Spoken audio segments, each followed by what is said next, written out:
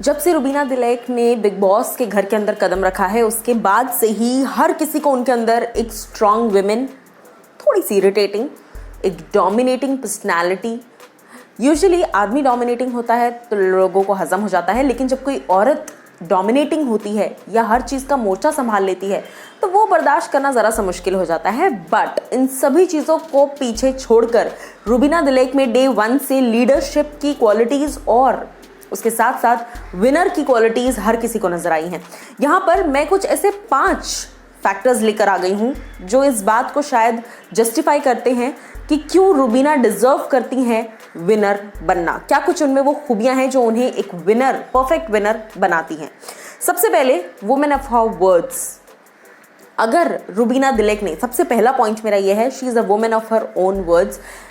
अगर रुबीना ने कोई बात कही है तो वो शो के अंत तक उस बात पर खड़ी रही हैं। अगर उन्होंने डे 1 को कहा था कि जैस्मिन मेरी दोस्त हैं तो वो उस बात पर अंत तक खड़ी रही।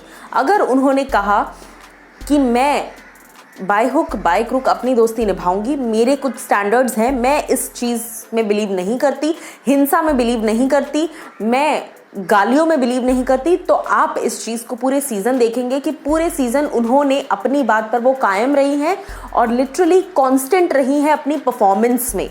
अगर उन्होंने डे 1 पर कोई काम किया है, अंत तक उन्होंने वही किया है जब तक बात मोनोटनी की नहीं आ गई थी। So Rubina Dilaik is a women of her words.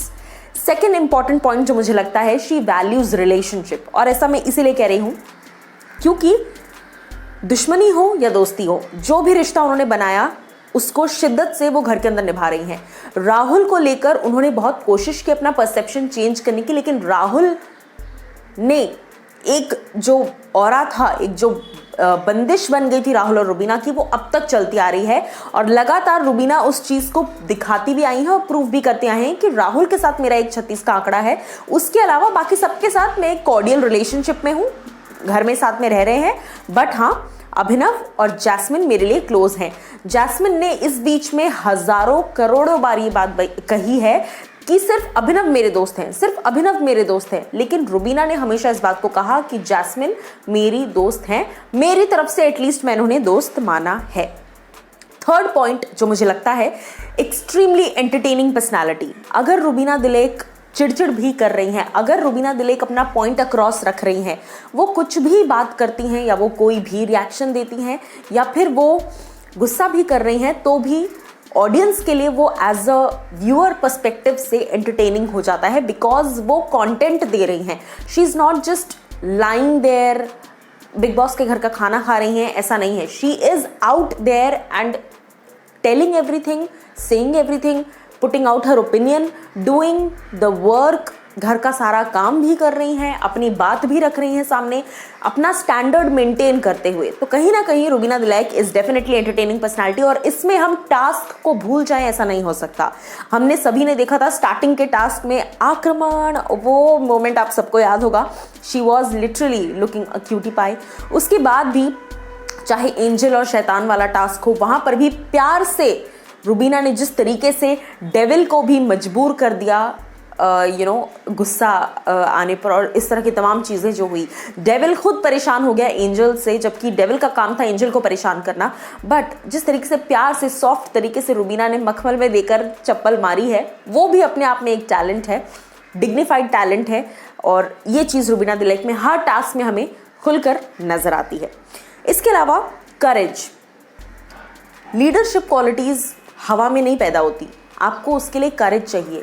आप दूसरे पर उंगली तब उठा सकते हैं जब आप खुद वो चीज़ नहीं करते, और यही एग्जाम्पल डे 1 से रुबीना दिलैक ने घर के अंदर सेट किया है।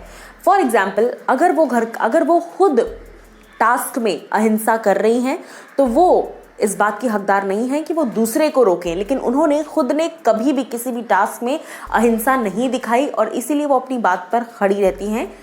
इसके अलावा चाहे सामने बिग बॉस क्यों ना हो, चाहे सामने सलमान खान क्यों ना हो, लेकिन अगर उन्हें कोई बात गलत लगी है तो वो डंके की चोट पर उस बात को बोलती हैं और उस बात को कहती हैं, चाहे बिग बॉस उस बारे में कुछ भी समझे, चाहे जनता उस बारे में कुछ भी समझे, चाहे सलमान खुद उस बारे में कुछ भी समझे।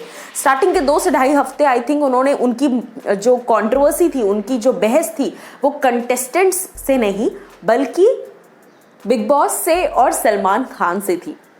सलमान के सामने भी अपना पॉइंट उन्होंने बड़ी तहजीब से, तरीके से और बहुत ही सूझबूझ के साथ उन्होंने अपना पॉइंट रखा, क्योंकि उन्हें लग रहा था कि ये चीज़ें गलत हो रही है और एक लेवल के बाद सेल्फ रिस्पेक्ट और डिग्निटी पर बात आ जाती है। तो यहाँ पर एक करेज रुबीना में डेफिनेटली नज़र आता है। Last but not the least, जैसा एक बार सलमान ने भी कहा था कि फैंस आपके कितने भी हो पर वो फैंस किसी काम नहीं आएंगे अगर आप अंदर सिर्फ बैठे हैं और कुछ नहीं कर रहे हैं, शो को किसी भी तरह का कोई कंट्रीब्यूशन नहीं दे रहे हैं।